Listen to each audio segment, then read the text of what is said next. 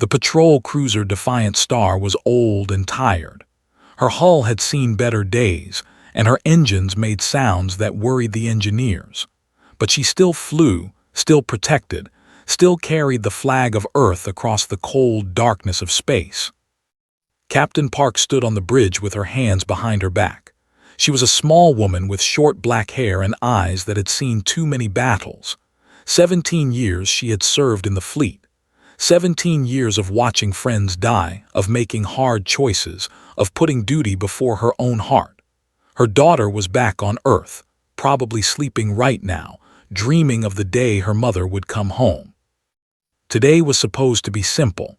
Escort 3 cargo ships to the colony world of Nu.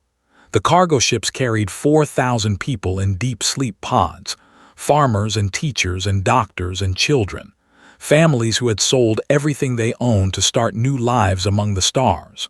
All had to do was keep them safe for 3 more days. Then the alarm started screaming. Lieutenant was the first to see them on her screen. Her face went pale and her hands stopped moving over her controls. She was young, only 26, with a sharp mind and a gentle heart. She had joined the fleet to see the galaxy. Now she was seeing something that made her wish she had stayed home. 6 ships came out of Fold space. They were huge. Each one was bigger than a mountain, bigger than any human ship ever built. Their hulls were black like polished stone, covered with weapons that glowed with terrible energy. The Dominion. Everyone knew the stories. They had conquered 40 worlds. They had destroyed entire civilizations. They took what they wanted and killed anyone who said no. Sat at the helm, his fingers frozen above the controls. He was 30 years old, a farm boy from who had dreamed of flying since he was 5. He had a wife waiting for him on Earth, pregnant with their first child. He had so many reasons to live, but when he looked at those 6 massive ships, he knew that living might not be a choice anymore. The message came through the speakers. The alien voice was cold and empty, translated by machines into words that humans could understand. Unidentified human vessel, you have entered claimed territory. You will power down all systems. You will surrender your crew and cargo. You will prepare for absorption into the Dominion. You have 30 seconds to comply. Resistance will result in immediate annihilation. 30 seconds. Looked around her bridge. She saw trying not to cry. She saw gripping his console so hard his knuckles turned white. She saw her crew, her family, waiting for her to tell them what to do. Behind them, through the rear cameras, she could see the 3 cargo ships. 4,000 sleeping souls who trusted her to protect them. Mothers and fathers, sons and daughters. People who had never held a weapon, never fired a shot, never hurt anyone. That would take them. Everyone knew what happened to people that took. They became slaves, they became tools, they became nothing. 25 seconds. Thought about surrender. She thought about dropping the shields, opening the airlocks, letting the aliens take whatever they wanted. Maybe some of her crew would survive.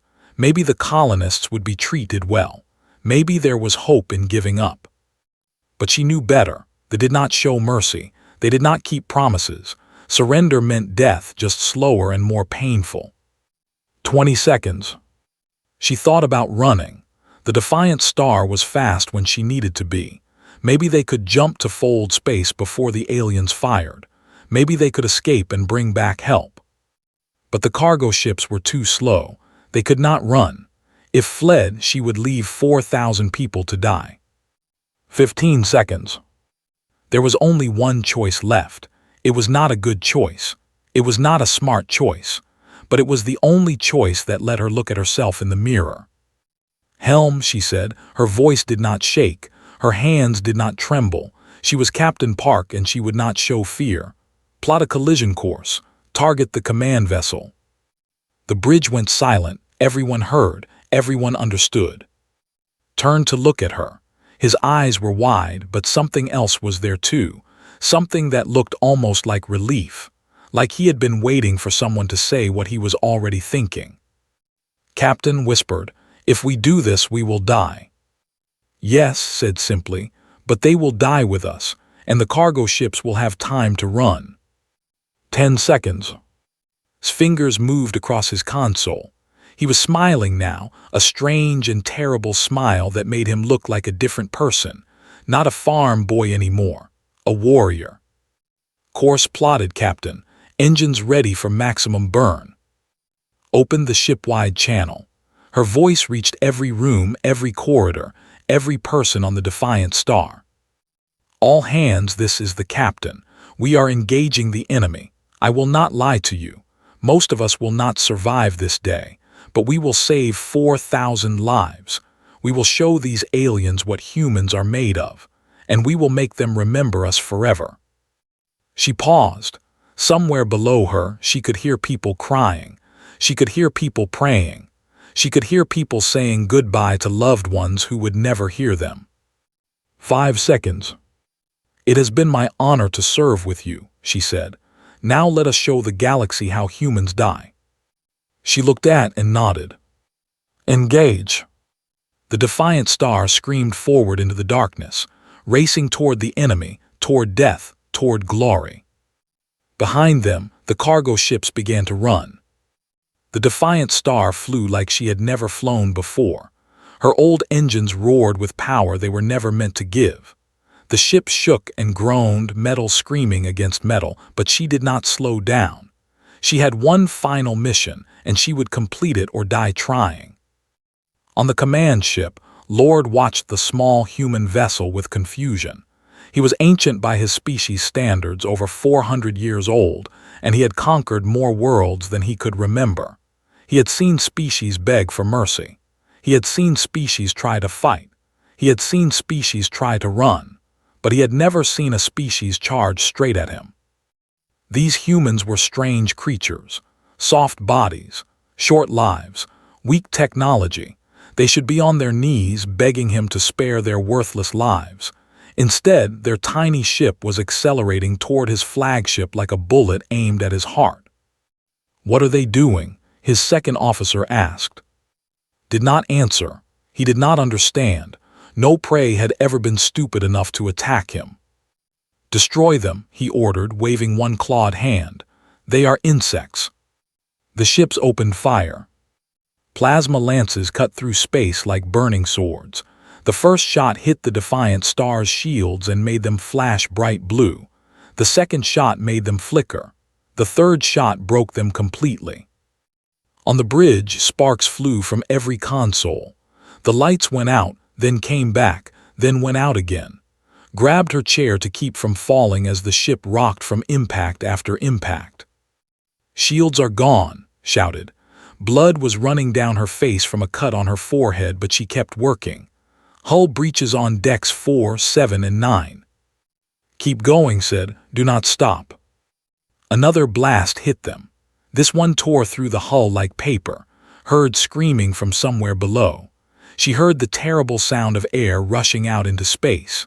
She knew that people were dying, pulled out through holes in the ship, lost forever in the cold darkness. But the Defiant Star kept flying. In the engine room, Chief Engineer was covered in blood and grease and sweat. He was a big man with strong hands, the kind of man who could fix anything with enough time and enough tools. But he did not have time. He did not have the right tools. All he had was his brain and his courage. One of his engineers shouted, "The reactor containment is failing. If we do not slow down, it will explode." "Then it explodes," said. His voice was calm, almost peaceful. "We need 30 more seconds of power.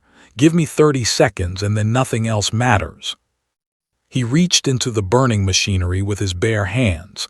The pain was incredible. He could smell his own skin cooking. But he did not stop. He rewired the power systems, forcing the dying reactor to give everything it had left. On the bridge, watched the command ship grow larger and larger on his screen. It was so close now, so close. A plasma blast hit the bridge. Saw it happen. One moment was at her station fighting to keep the weapons online. The next moment there was fire and light and noise, and then there was nothing. The console exploded, was thrown across the room. She did not get up. Wanted to scream. She wanted to cry, was only 26. She had her whole life ahead of her. She was going to get married next year. She had told about her just last week. But there was no time for grief. There was no time for anything except the mission. Impact in 20 seconds, reported. His nose was bleeding. His uniform was torn, but his hands stayed on the controls. They cannot stop us now, Captain. We are too close. They were firing everything they had. Missiles, plasma, kinetic rounds. The Defiant Star was being torn apart piece by piece. Whole sections of the ship were gone. More than half the crew was dead. But she was still flying, still fighting, still refusing to stop. Lord finally understood. He finally saw what these humans were doing. They were not fighting to win. They were not fighting to survive. They were fighting to hurt him. They were turning their own ship into a weapon. For the first time in 400 years, he felt afraid. Evasive maneuvers, he screamed at his crew. Turn the ship now. But his ship was huge. It was not built to move quickly. It was built to crush enemies, not run from them. The engines groaned as they tried to turn, tried to escape, tried to do something. It was too late. Impact in 10 seconds, said. He looked at and smiled. It was a real smile full of peace and pride. It has been an honor, Captain. Smiled back. She thought of her daughter. She thought of Earth. She thought of all the humans who would hear about this day and know that their people never surrendered. The honor was mine, she said. 5 seconds. The Defiant Star hit the command ship at 70% of the speed of light. There was no sound in space, but if there had been, it would have been the loudest sound in history. 2 ships became one, became nothing. Metal melted. Bodies vanished. The explosion was so bright that it could be seen from 3 star systems away. When the light faded, the command ship was gone. 2 of the escort ships that had been too close were also gone, caught in the blast. Lord, 400 years of conquest and cruelty, was atoms floating in the void. And the 3 cargo ships were safe. Far away, moving as fast as they could toward the nearest human colony, 4,000 people slept peacefully in their pods. They did not know that they had almost died. They did not know that 130 humans had given their lives to save them. They would find out soon enough. And they would never forget. The news reached Earth 3 days later. A deep space communication relay picked up the distress signal from the cargo ships. Then came the sensor data. Then came the recordings from the Defiant Star's final moments, transmitted automatically before the ship was destroyed. Admiral was eating breakfast when her aide ran into her office. She was a tall woman with gray hair and a face that had forgotten how to smile. 40 years in the fleet had taught her that the universe was cruel, that good people died for no reason, that hope was a luxury she could not afford. But when she watched the recording of Captain Park giving her final orders, something changed inside her.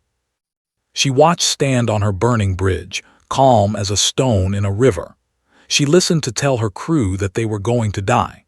She heard the pride in his voice, the absolute refusal to be afraid, the determination to make death mean something. And she watched the Defiant Star fly straight into the heart of the enemy. Played the recording 3 times. Then she sat alone in her office for an hour, staring at the wall, thinking about what she had seen. They had given them 30 seconds to surrender. 130 humans had answered by becoming a weapon. Had spent her whole career being careful, being diplomatic, being patient. She had always believed that humanity needed to avoid war to make friends, to find peaceful solutions. They were too powerful to fight. Everyone knew that. Everyone accepted that. But Park had not accepted it. Park had looked at 6 warships and chosen to attack, not because she could win, because she refused to lose in the way the enemy wanted. Picked up her communicator and called an emergency meeting of the fleet commanders. The story spread like fire through dry grass. Every human ship heard the news. Every colony watched the recordings. Every person with access to a screen saw Captain Park give her final speech. People reacted in different ways. Some cried, some cheered, some sat in silence trying to understand what they had witnessed. But everyone felt something change inside them.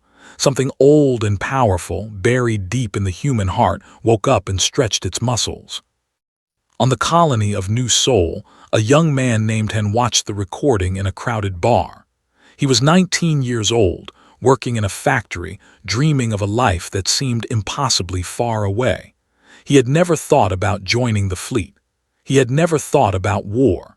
He had never thought about anything except surviving one more day. But when he saw the defiant star charge the enemy, he felt his heart beating fast. He felt his hands making fists. He felt tears running down his face, and he did not know if they were from sadness or from pride. The next morning, he walked to the recruitment office and joined the fleet. He was not alone. Across human space, thousands of young people did the same thing. They watched the recording, and they knew that they could not sit still while others gave their lives. They wanted to be part of something bigger than themselves. They wanted to make the pay. The cargo ships reached New 2 weeks after the battle. The colonists woke from their sleep pods confused and disoriented. They did not understand why everyone was crying. They did not understand why people kept hugging them and saying they were lucky to be alive. Then they heard the story. A woman named Shin was the first to suggest building a monument. She was a teacher, planning to start a school on the new colony. She had 3 children in the sleep pods with her. When she learned that Park had died to save them, she could not stop crying for 2 days.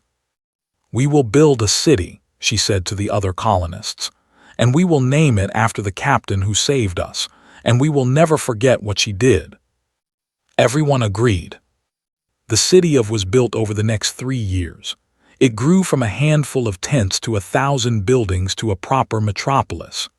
At its center was a square, and in that square was a statue of Park, carved from white stone, her hand raised as if giving orders, her face calm and strong. Beneath the statue were carved the names of every crew member of the Defiant Star. 130 names. 130 heroes. People came from all over the colony to stand before that statue. They brought flowers. They brought candles. They brought their children and told them the story of the humans who chose collision. Meanwhile, the High Council was in chaos. The surviving ships had returned with their sensor data, and the Council had watched the recordings with growing horror. They had expected the humans to surrender. Every other species surrendered. It was logical. It was reasonable.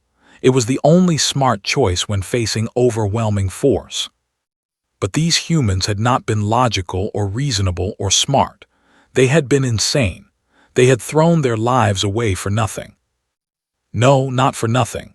For 4,000 strangers they would never meet. One of the council members, an old female named, spoke quietly into the silence. "These creatures are not like the others," she said. "They do not think like we do.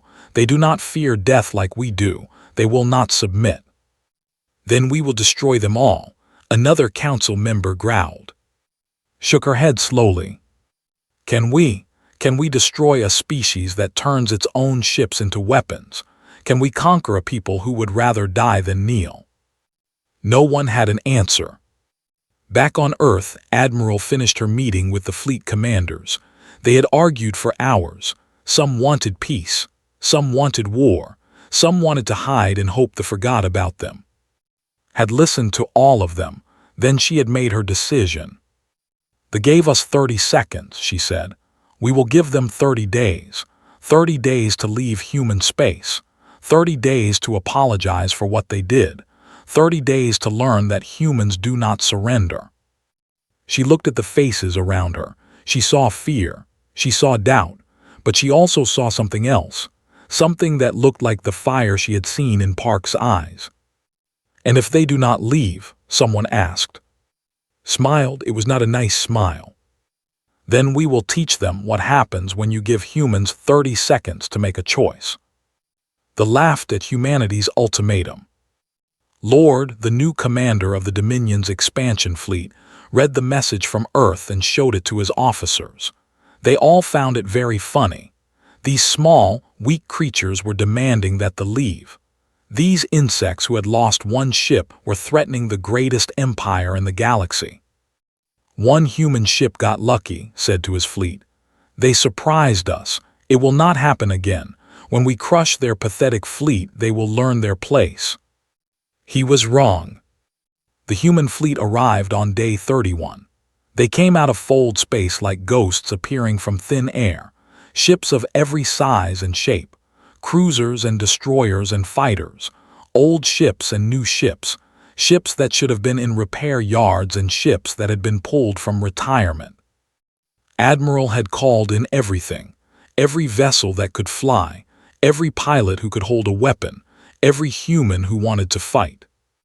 37 capital ships, 200 cruisers, 500 fighters, and 12 new vessels that no one had seen before. They were painted black with the words 30 seconds written on their hulls in letters as tall as buildings. They were called the class. They had one purpose. They were weapons made of metal and engines and brave human souls. Lieutenant Commander captained one of these. Her ship was called the Vengeance, named after the helmsman of the Defiant Star. She was 32 years old, with a scar on her cheek from a childhood accident and eyes that never looked away from anything. She had volunteered for this duty. So had every member of her crew. They knew what were for. They knew that their job was to die in a way that hurt the enemy, and they had signed up anyway. The night before the battle had written a letter to her younger brother. She told him that she loved him. She told him to take care of their mother. She told him not to be sad, because she was doing exactly what she wanted to do. Then she had sealed the letter and given it to a friend on another ship, a ship that might survive. The fleet was huge, more than 3 times the size of the human force. Lord looked at his numbers and felt confident.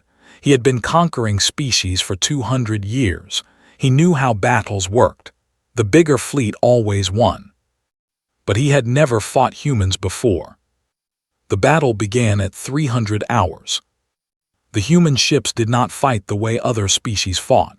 They did not stay back and fire from safe distances. They did not retreat when they took damage. They pushed forward, always forward, getting closer and closer to the enemy. A human cruiser took a hit that destroyed half its hull. Instead of pulling back, it turned toward the nearest ship and accelerated. The captain barely managed to destroy it before it could ram. Another human ship lost all its weapons. Instead of surrendering, the crew overloaded the engines and flew into a formation. The explosion destroyed 3 enemy vessels. They had never seen anything like this. They did not understand. Why were the humans throwing their lives away? Why did they not run when they were beaten? Why did they keep fighting when there was no hope? Admiral commanded her fleet from the bridge of the battleship Unconquered. She watched the battle unfold on her screens, making decisions, giving orders, moving her pieces across the board of war. She saw her ships dying. She felt each death like a knife in her heart, but she did not show it. She could not show it. Her people needed her to be strong.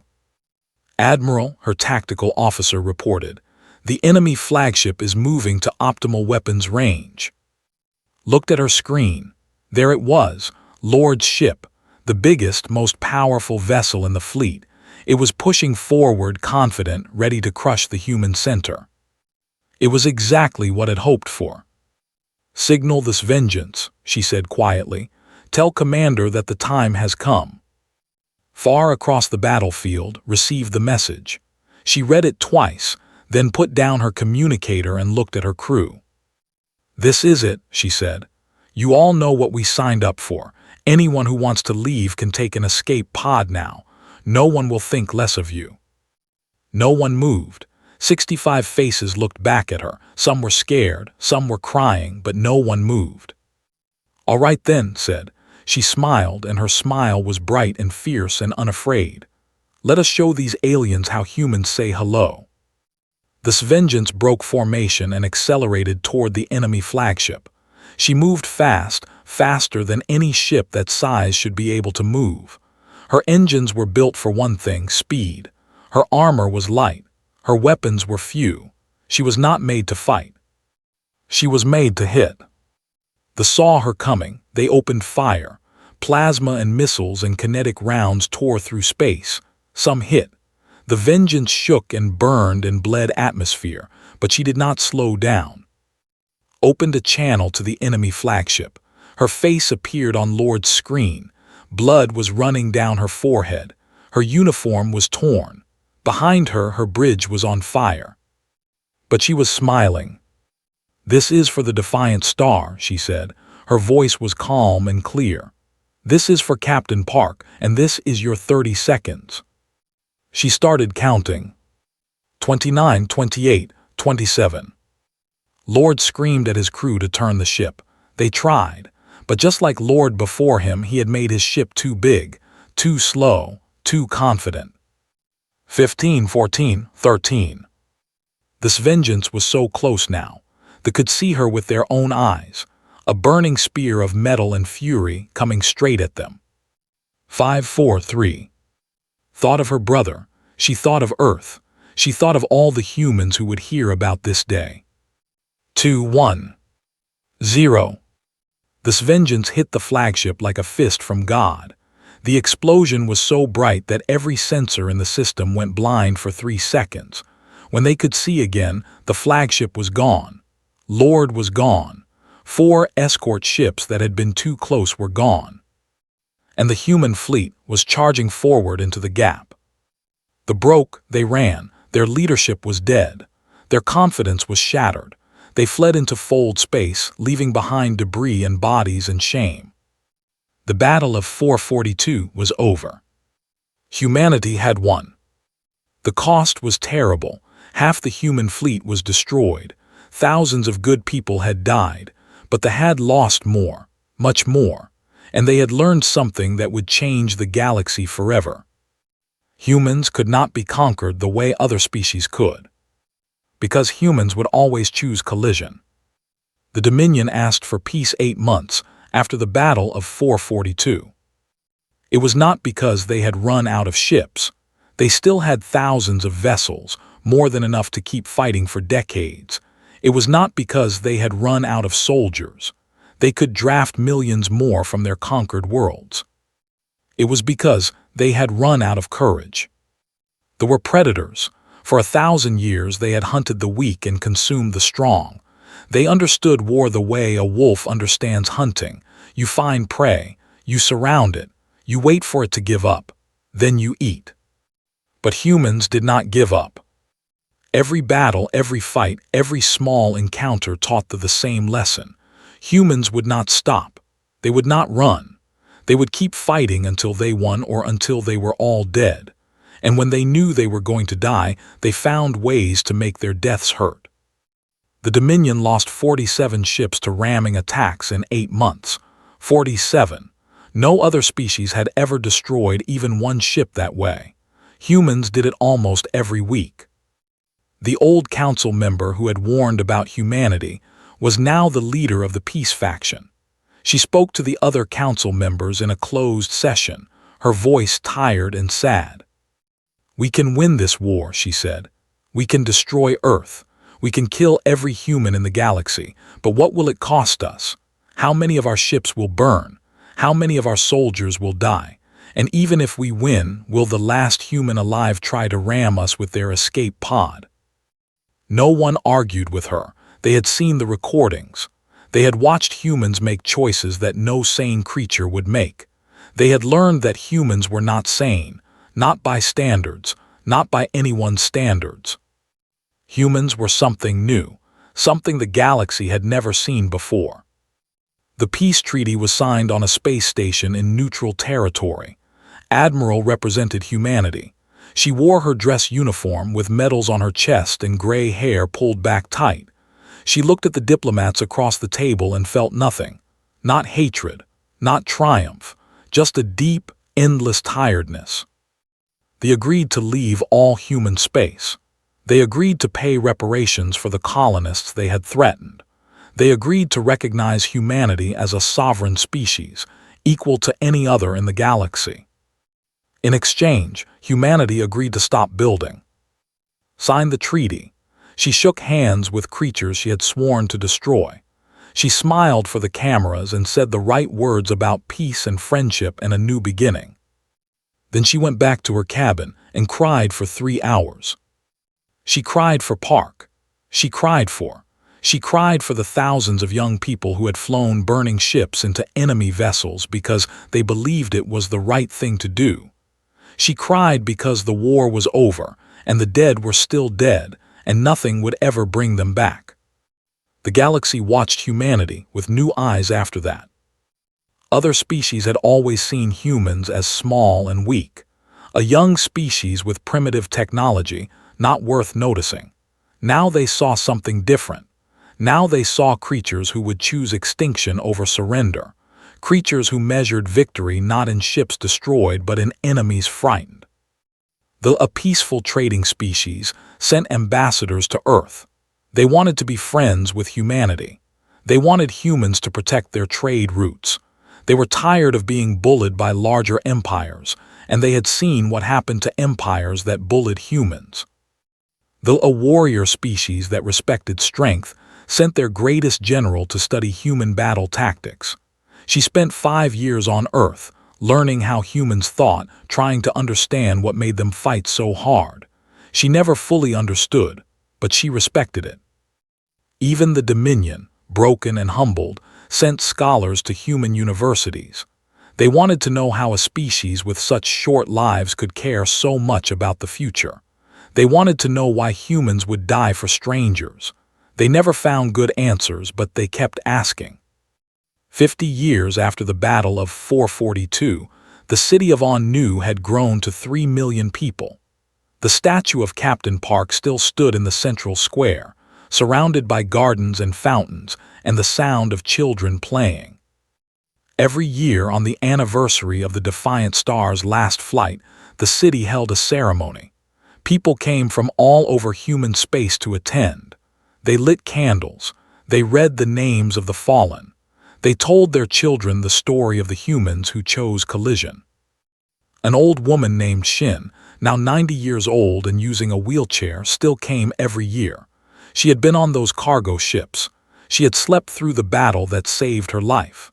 Now she had and great, and she brought them all to the ceremony. Remember this, she told them every year. Remember what they did. They did not know us. They had never met us. But they died so we could live. That is what humans are. That is what we must always be. Her great-grandson, a boy of 10 with bright eyes and messy hair, looked up at the statue of Captain Park and asked a question. Grandmother, were they scared? Thought about it for a long moment. Yes, she said finally. I think they were very scared, but they did it anyway. That is what courage is, not the absence of fear, the choice to act despite it.